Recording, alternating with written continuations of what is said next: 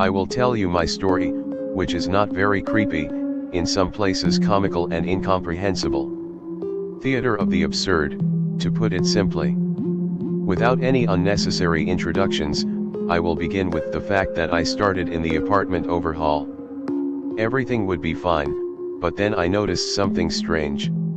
When I decided to remove the old ventilation grate in the kitchen, I peeked into the opening. I was surprised that the vent was just too wide for a man of short stature and sluggish build to fit through. It was the same in the bathroom. After scratching my head, I decided to give it up. Who knows, maybe they made a mistake during construction, or deliberately made to scare unwanted guests, such as pigeons or rats, by running cats into the vent. Quite possible, though it sounds delusional. I calmed down and continued with the repairs. The next day, something happened. When I was painting the ceiling in the kitchen, I heard some noise in the ventilation system. I didn't pay any attention at first, until the rustling intensified. I decided to look in and see who was in there. I couldn't see anything because of the darkness, but someone or something was crawling away in a hurry, grunting and cursing loudly. Or maybe I just imagined it? At least I knew there was life in the vent. And as far as I was concerned, certainly not rats, but something else. I forgot about the vent for a while. I went on with the repairs, and when it was finally time to attach a new grate to the kitchen vent, someone looked up at me. I could only catch a glimpse of part of his face, pinkish and wrinkled skin, thick stubble, and a big black eye, slightly rolled up. When I realized he had been spotted, the man hurried away, and I just stood there watching. It was only after the strange fellow had fled that a nervous chuckle came out of my mouth involuntarily. It didn't occur to me that a human being could live in a place like a vent. And is a person even a person? I stood like that for a few minutes. Soon the phone call brought me out of my stupor. A week later the same situation happened again. I went out to throw all kinds of junk into the garbage chute so that nothing would get in my way. I just opened the door and was about to throw the bag, when suddenly a creepy face appeared. Some mix of a man and a rat was looking at me with big black eyes, occasionally clicking its teeth. It turned its head, studying me intently. Fryhead, mate. The creature spoke with difficulty, muttering its words. Moo sor, I answered in a syllable, unaware of what was happening. Bloop ho, I heard a hint of sadness in his voice.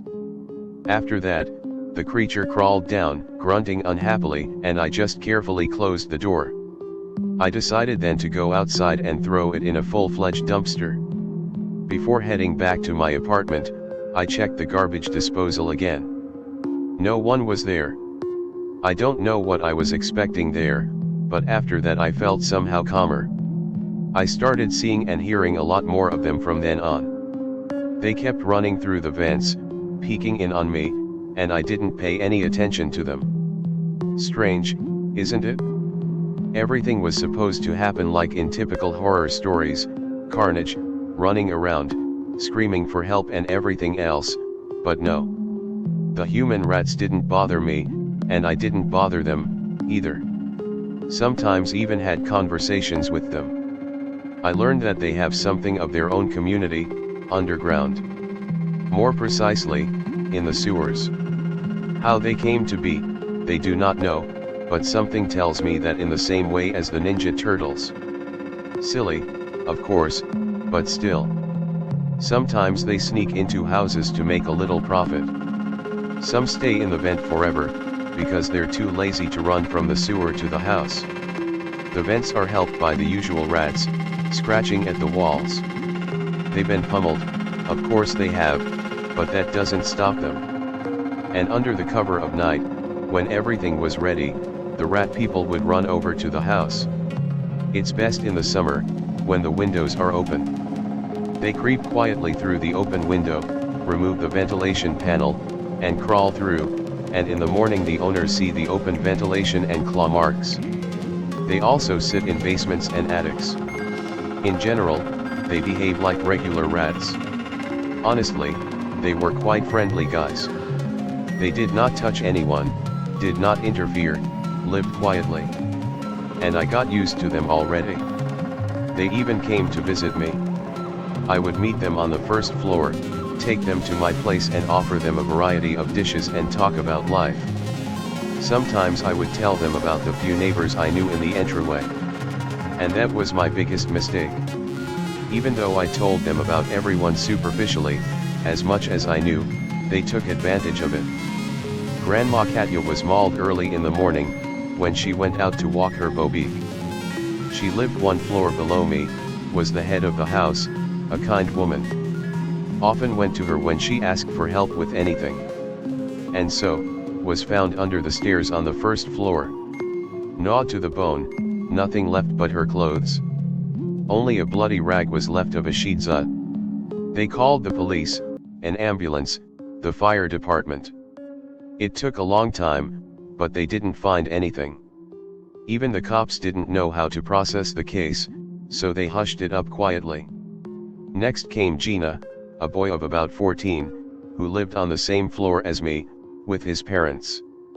All in the same place, and again only bones. And then I wondered if I had something to do with it all. I was the one who told me that Grandma Katya went out for a walk in the morning, just like little Gina, hurrying to school. Soon bloody skeletons began to be found in the apartments themselves. Everyone got scared, someone started to move out. I, too, started packing up and moving out. For a long time I wondered whether I should sell the apartment, because I was going to after the repairs, but I changed my mind. I had had enough of the victims. After I moved out, there was a quiet life. I had already forgotten about the rat people and the atrocities they completed. But after a while they made themselves known. The rats had reached the outskirts of the city. Now they began their harvest there as well. News of their appearance began to appear in newspapers and television. Like a plague, they spread throughout the city. Their scraps of human remains were found everywhere. They were able to track me down. On the door of my apartment was written in blood, Brekta Dil. Perhaps they resented me for running away from them. After all, I had become quite good friends with them. You could say they became best friends. And now I'm going to be food for them. Well, if that's the fate, I won't run away anywhere, I thought, but suddenly the military showed up. They drove us out of town. Then I noticed that the rat people were already walking freely through the streets.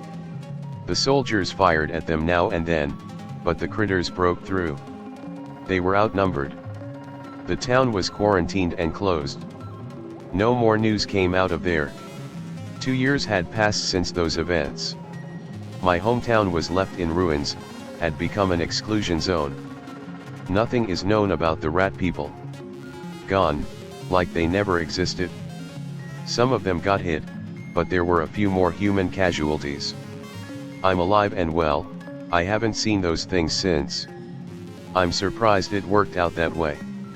Started for health and ended for peace. And I never thought, when I talked to them, that it would happen like this. There was a kind of heaviness in my chest, that it was all because of me. I even tried to kill myself, but it didn't work. That's why I decided to write this post, to unburden myself. Now I feel somehow calmer. I hope this kind of thing won't happen again.